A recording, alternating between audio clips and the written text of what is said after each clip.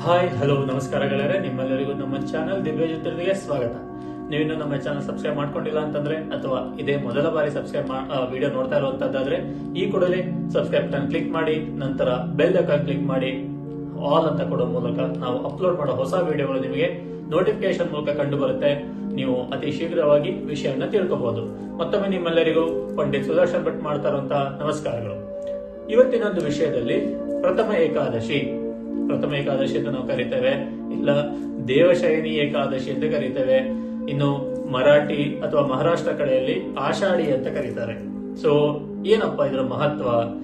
ಯಾಕೆ ಎಲ್ಲ ಪ್ರತಿ ತಿಂಗಳಲ್ಲಿ 2 ಏಕಾದಶಿ ಬರುತ್ತೆ, ಆದ್ರೆ ಈ ಏಕಾದಶಿಗೆ ಯಾಕೆ ಇಷ್ಟು ಮಹತ್ವ ಇರುವಂತಹದ್ದು ಅನ್ನುವಂತ ನೋಡಿದ್ರೆ ಹೆಸರಲ್ಲೇ ಇದೆ, ಪ್ರಥಮ ಏಕಾದಶಿ ಅಥವಾ ದೇವಶಯನಿ ಏಕಾದಶಿ. ಈ ಒಂದು ದಿನ, ಈ ಏಕಾದಶಿ ದಿನ ಪರಮಾತ್ಮ ವಿಷ್ಣು ನಿದ್ರೆಗೆ ಹೋಗುವಂತಹ ದಿನ. ಅಂದ್ರೆ ಏನು ನಾವು ಬ್ರಹ್ಮನ ಸೃಷ್ಟಿಕರ್ತ ವಿಷ್ಣುವನ್ನ ಕಾಪಾಡುವಂತವನು, ಹಾಗೆ ಶಿವನನ್ನ ಸಂಹಾರಕ ಅಂತ ಏನು 3 ಒಂದು ಸ್ಥಾನಗಳನ್ನು ಕೊಟ್ಟಿದ್ದೇವಲ್ಲ. ಸೊ ವಿಷ್ಣು ನಮ್ಮನ್ನೆಲ್ಲ ಕಾಪಾಡ್ತಾ ಇರ್ತಾನೆ, ಇಷ್ಟು ದಿನಗಳಲ್ಲಿ ಕಾಪಾಡ್ತಾ ಬಂದು ಅವನಿಗೂ ಒಂದು ಸಮಯ, ಈ ಒಂದು 4 ತಿಂಗಳುಗಳ ಕಾಲ ಅವನು ವಿಶ್ರಾಂತಿ ತೆಗೆದುಕೊಳ್ಳುವ ಸಮಯ. ಅದು ಆರಂಭ ಆಗುವುದು ದೇವಶಯನಿ ಏಕಾದಶಿ ದಿನದಿಂದ. ಈ ದೇವಶಯನಿ ಏಕಾದಶಿ ದಿನದಿಂದ ವಿಷ್ಣು ನಿದ್ದೆಗೆ ಹೋಗಿ ದೇವೋತ್ಥಾನ ಏಕಾದಶಿ ದಿನದಂದು ಎಚ್ಚರಗೊಳ್ಳುತ್ತಾನೆ ಅನ್ನುವಂಥದ್ದು. ಅಂದ್ರೆ 4 ತಿಂಗಳ ಅಂದ್ರೆ 2 ಏಕಾದಶಿ ಅಂತಾದ್ರೆ 8 ಏಕಾದಶಿ. ಸೊ 8ನೇ ಏಕಾದಶಿಗೆ ಎದ್ದೇಳುವಂತಹ ದಿನ. ಸೊ ಇದು ವಿಷ್ಣುವಿನ ಒಂದು ಅವನು ಕೂಡ ರೆಸ್ಟ್ ತಗೋಬೇಕು, ಹೇಗೆ ನಾವು ರೆಸ್ಟ್ ತಗೊಳ್ತೇವಲ್ವಾ. ಸೊ ಅದೇ ತರ ಯೋಗ ನಿದ್ರೆಗೆ ಹೋಗುವಂತಹ ಒಂದು ಸಮಯ. ಈ ಒಂದು ಸಮಯದಲ್ಲಿ ಚಾತುರ್ಮಾಸ ಆರಂಭ ಆಗುವಂತಹ ದಿನ ಕೂಡ ಏಕಾದಶಿ ದಿನದಿಂದ ಆರಂಭ ಆಗುವಂತದ್ದು. ದೇವಶಯನಿ ಏಕಾದಶಿಯಿಂದ ಚಾತುರ್ಮಾಸ ಆರಂಭ ಆಗ್ತದೆ. ನೀವು ಕೇಳಿರ್ಬೋದು, ಸನ್ಯಾಸಿಗಳೆಲ್ಲ ಚಾತುರ್ಮಾಸಕ್ಕೆ ಹೋಗ್ತಾರೆ ಪ್ರತಿ ವರ್ಷ. ಆರಂಭ ಆಗುವಂತದ್ದು ದೇವಶಯನಿ ಏಕಾದಶಿ, ಆಷಾಢ ಏಕಾದಶಿ, ಆಷಾಢಿ ಅಥವಾ ಪ್ರಥಮ ಏಕಾದಶಿ, ಇಷ್ಟೆಲ್ಲ ಹೆಸರುಗಳಿಂದ ಕರೆಯುವಂತಹ ಒಂದು ಸುಸಂದರ್ಭದ ದಿನ.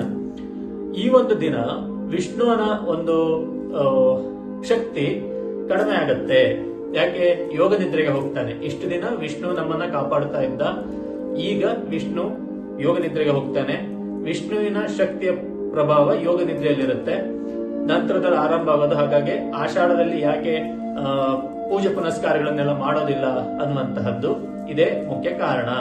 ಆಷಾಢದಲ್ಲಿ ವಿಷ್ಣು ನಿದ್ದೆಗೆ ಹೋಗುವಂತಹ ಸಮಯ. ಹಾಗೆ ನಂತರದಲ್ಲಿ ಬರುವಂತಹದ್ದೇ ಒಂದೊಂದೇ ಆಷಾಢ ಕಳಿತದಾಗೆ ಶ್ರಾವಣ ಶುರುವಾಗತ್ತೆ, ಒಂದೊಂದೇ ಹಬ್ಬಗಳ ದಿನ ಶುರುವಾಗುವಂತದ್ದು. ಅಲ್ಲಿಂದ ಲಕ್ಷ್ಮಿ ಸ್ವಲ್ಪ ದಿನಗಳ ಕಾಲ ಲಕ್ಷ್ಮಿ ಅದನ್ನ ವಿಷ್ಣುವಿನ ಕೆಲಸವನ್ನು ಮಾಡ್ತಾಳೆ. ಸ್ವಲ್ಪ ದಿನಗಳ ಕಾಲ ಶಿವ, ಶ್ರಾವಣ ಮಾಸದಲ್ಲಿ ಶಿವ ಒಂದು ಕೆಲಸವನ್ನ ಮಾಡ್ತಾನೆ, ಅಂದ್ರೆ ವಿಷ್ಣುವಿನ ಕೆಲಸವನ್ನ ಮಾಡುವಂತದ್ದು, ಕಾಪಾಡುವಂತ ಕೆಲಸವನ್ನು ಮಾಡುವಂತದ್ದು. ನಂತರದಲ್ಲಿ ಗಣಪತಿ ಬರ್ತಾನೆ, ಗೌರಿ ಬರ್ತಾರೆ, ಹಾಗೆ ನವದುರ್ಗಿಯರು ಬರ್ತಾರೆ. ಇದೆಲ್ಲದೂ ಕೂಡ ನಮ್ಮ ಶಾಸ್ತ್ರಗಳಲ್ಲಿ ಹೇಗೆ ಅಚ್ಚುಕಟ್ಟಾಗಿ ವಿಷ್ಣುವಿನ ವಿಷ್ಣುವಿನ ಅನುಪಸ್ಥಿತಿಯಲ್ಲಿ ಯಾವೆಲ್ಲ ದೇವತೆಗಳು ಹೇಗೆ ನಮ್ಮನ್ನ ಕಾಪಾಡಿಕೊಂಡು ಹೋಗ್ತಾರೆ ಅನ್ನುವಂತಹದ್ದು ತೋರಿಸುವಂತಹ ಒಂದು ವಿಧಾನ ಇದು. ಈಗ ದೇವಶಯನಿ ಏಕಾದಶಿ ಬರುವಂತಹದ್ದು ಯಾವಾಗಪ್ಪ? ದೇವಶಯನಿ ಏಕಾದಶಿ ಇದೇ ಜುಲೈ 6ನೇ ತಾರೀಕು ಭಾನುವಾರ ದೇವಶಯನಿ ಏಕಾದಶಿ ಬರುವಂತಹದ್ದು.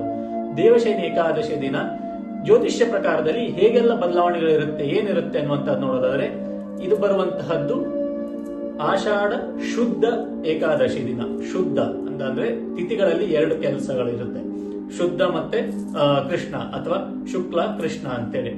ಶುದ್ಧ ತಿಥಿ ಅಂದ್ರೆ ಅಲ್ಲಿ ಚಂದ್ರ ಸಂಪೂರ್ಣವಾಗಿ ತನ್ನ ರೂಪವನ್ನು ತಗೊಳ್ತಾ ಇರುವಂತಹ ದಿನಗಳಾಗಿರುತ್ತೆ. ಅಂದ್ರೆ ಹುಣ್ಣಿಮೆ, ಈಗ ಒಂದು ಪಾಡ್ಯದಿಂದ ಹುಣ್ಣಿಮೆವರೆಗೆ ಶುದ್ಧ ಮಿತಿಯಾಗಿರುತ್ತೆ, ಮತ್ತೆ ಹುಣ್ಣಿಮೆಯಿಂದ ಅಮಾವಾಸ್ಯವರೆಗೆ ಕೃಷ್ಣ ಮಿತಿಯಾಗಿರುತ್ತೆ. ಇದೇ ರೀತಿಯಾಗಿ ಇದು ಆಷಾಢ ಶುದ್ಧ ಬರೋದ್ರಿಂದ ಚಂದ್ರನ ಪ್ರಭಾವ ಹೆಚ್ಚಿರುವಂತಹದ್ದು ಇಲ್ಲಿ ನಾವು ಕಂಡು ಬರುತ್ತೆ. ಚಂದ್ರನನ್ನ ನಾವು ಮನೋಕಾರಕ ಅಂತ ಕರೀತಾರೆ.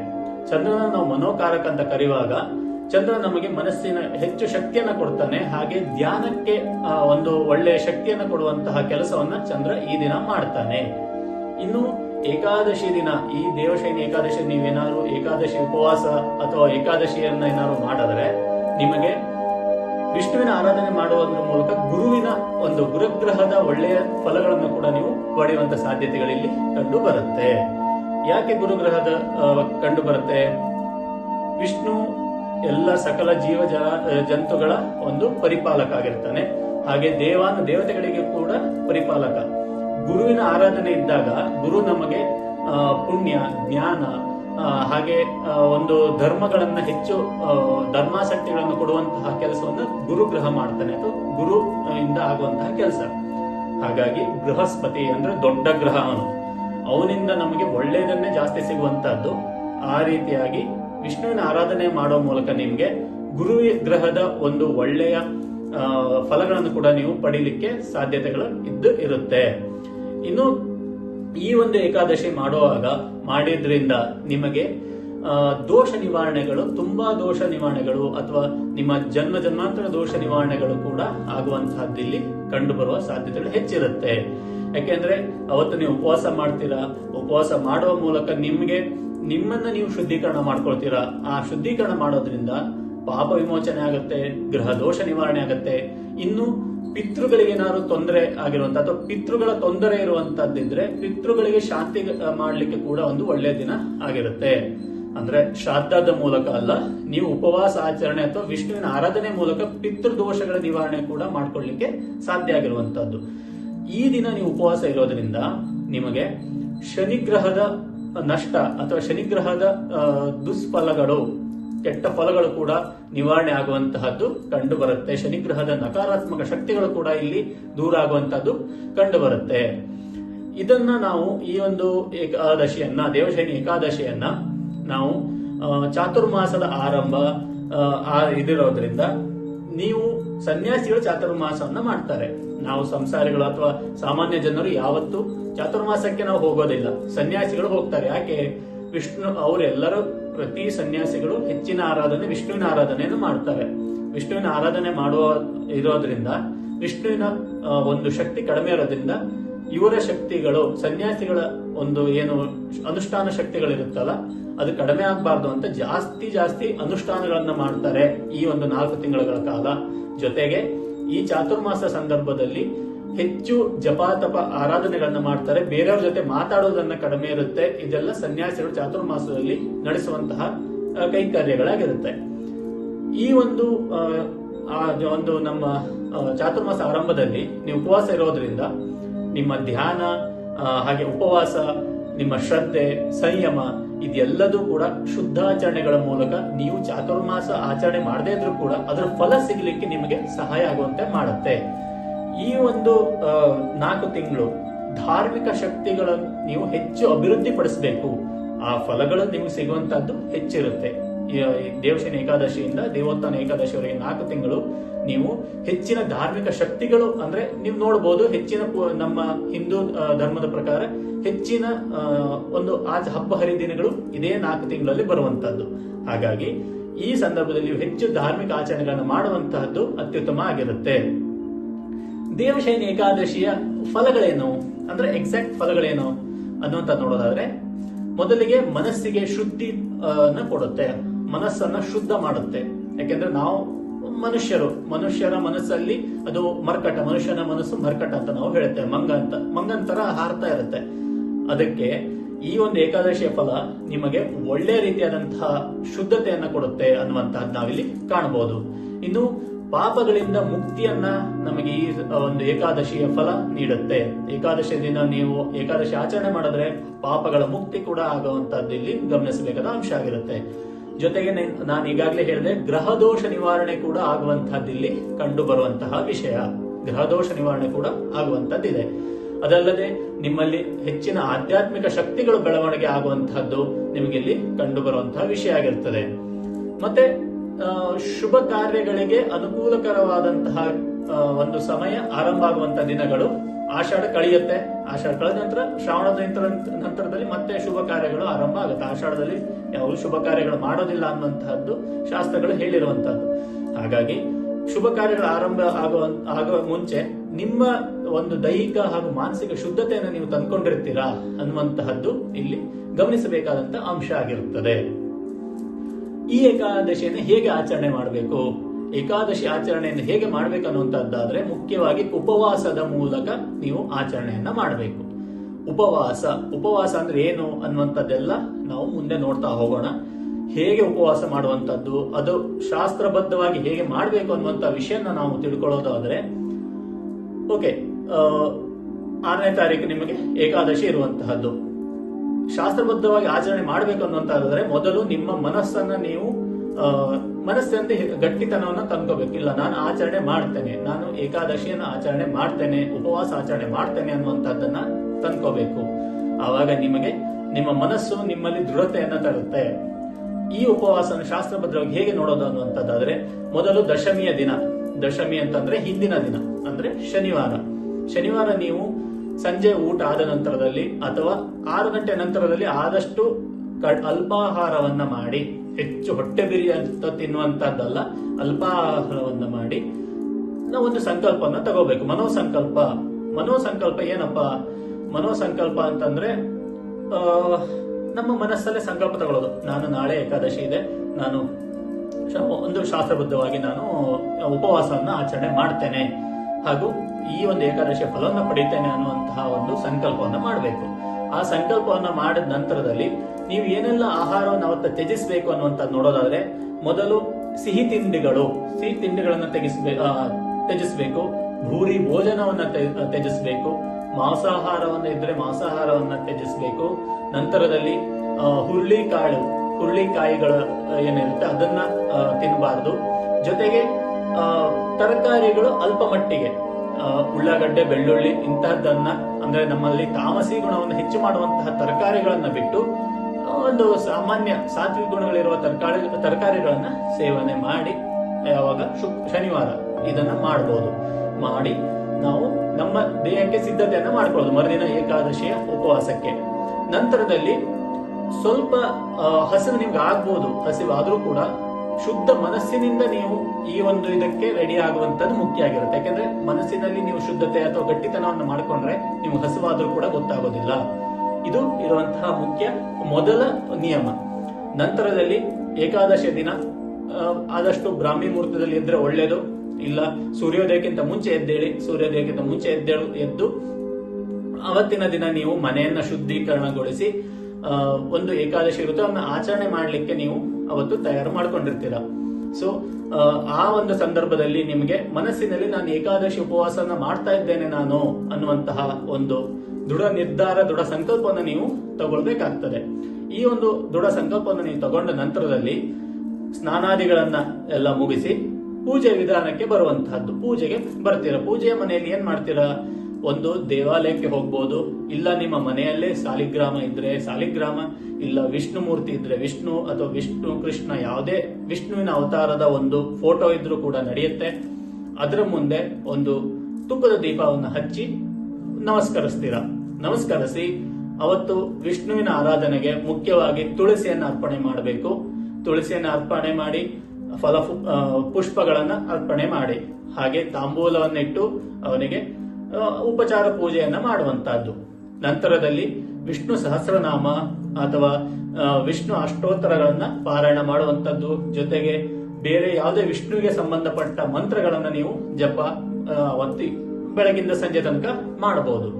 ಮುಖ್ಯವಾಗಿ ಒಂದು ಜಪ ಯಾವ್ದಪ್ಪ, ಒಂದು ಮಂತ್ರ ಏನಿದೆ ಅಂತಂದ್ರೆ ಓಂ ನಮೋ ಭಗವತೆ ವಾಸುದೇವಾಯ. ಈ ಒಂದು ಜಪವನ್ನ ಕನಿಷ್ಠ 108 ಬಾರಿ ಆದ್ರೂ ನೀವು ಮಾಡುವಂತಹದ್ದು ಒಳ್ಳೆಯದು. ಇಡೀ ದಿನ ಮಾಡಿದ್ರೆ ಬಹಳ ಒಳ್ಳೆಯದು.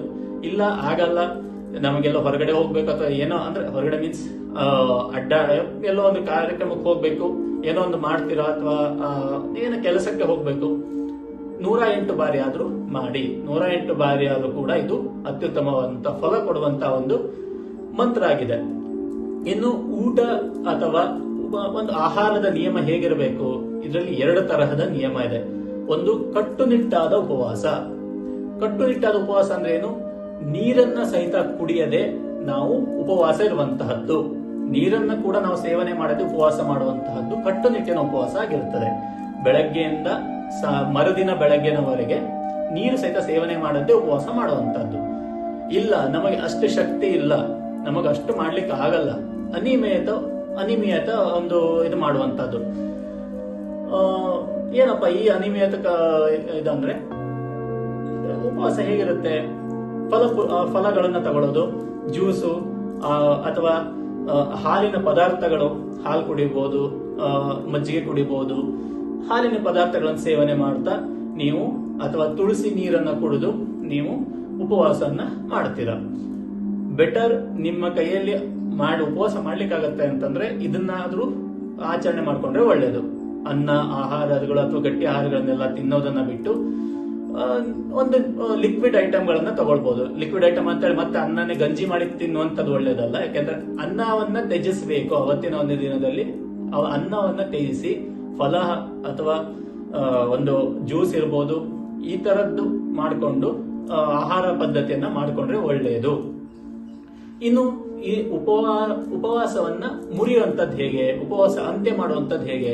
ಇದನ್ನ ದ್ವಾದಶಿ ದಿನ ಅಂದರೆ ಸೋಮವಾರ ಬೆಳಗ್ಗೆ ನೀವು ಪಾರಣ ಅಂತ ಕರೀತಾರೆ. ಪಾರಣ ಅಂತಂದ್ರೆ ಮುಕ್ತಾಯದ ದಿನ. ಪರ್ಯಾಪ್ತ ಕಾಲದಲ್ಲಿ ಈ ಒಂದು ಉಪವಾಸವನ್ನು ಮುಕ್ತಿ ಕೊಡುವಂತಹದ್ದೇ ಪಾರಣ ಅಂತ. ಆಯ್ತಾ?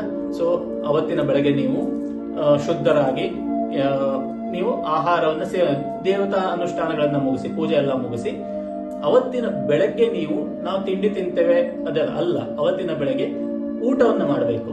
ಯಾಕೆ ಊಟ ಮಾಡಬೇಕು? ಹಿಂದಿನ ದಿನ ಸಂಪೂರ್ಣವಾಗಿ ನೀವು ಉಪವಾಸದಲ್ಲಿರ್ತೀರ. ಬೆಳಗ್ಗೆ ಎದ್ದು ನಾವು ಅನ್ನ ಬ್ರಹ್ಮನನ್ನ ನಾವು ಸೇವನೆ ಮಾಡಿ ಹೊಟ್ಟೆಯಲ್ಲಿರುವ ಅಗ್ನಿಗೆ ಅನ್ನ ಬ್ರಹ್ಮವನ್ನ ಆಹುತಿಯಾಗಿ ಕೊಟ್ಟಾಗ ನಾವು ಮಾಡಿರುವಂತಹ ಫಲಗಳು ಅಂದ್ರೆ ಈ ಉಪವಾಸದಿಂದ ಫಲಗಳು ಹೆಚ್ಚು ಸಿಗುತ್ತೆ ಅನ್ನುವಂತಹದ್ದು. ಈ ಒಂದು ಸಂದರ್ಭದಲ್ಲಿ ನೀವು ಬ್ರಾಹ್ಮಣರಿಗೆ ಅನ್ನದಾನವನ್ನ ಮಾಡಬಹುದು, ಅಥವಾ ಒಂದು ನಿಮ್ಮ ಯಾವುದೇ ದೇವತಾ ಅನುಷ್ಠಾನಗಳನ್ನ ಮುಗಿಸಿ ಈ ಒಂದು ಉಪವಾಸವನ್ನ ಅಂತ್ಯ ಮಾಡಿದ್ರೆ ನಿಮಗೆ ಹೆಚ್ಚಿನ ಪುಣ್ಯ ಸಿಗುತ್ತೆ ಅನ್ನುವಂತಹದ್ದು ಇಲ್ಲಿ ನೋಡುವಂತ ವಿಷಯ ಅಥವಾ ನಾವು ತಿಳ್ಕೊಳ್ಳುವಂತ ವಿಷಯ. ವಿಷ್ಣುವಿಗೆ ಅವತ್ತು ನಾವು ಧನ್ಯವಾದವನ್ನ ಅರ್ಪಣೆ ಮಾಡಿ.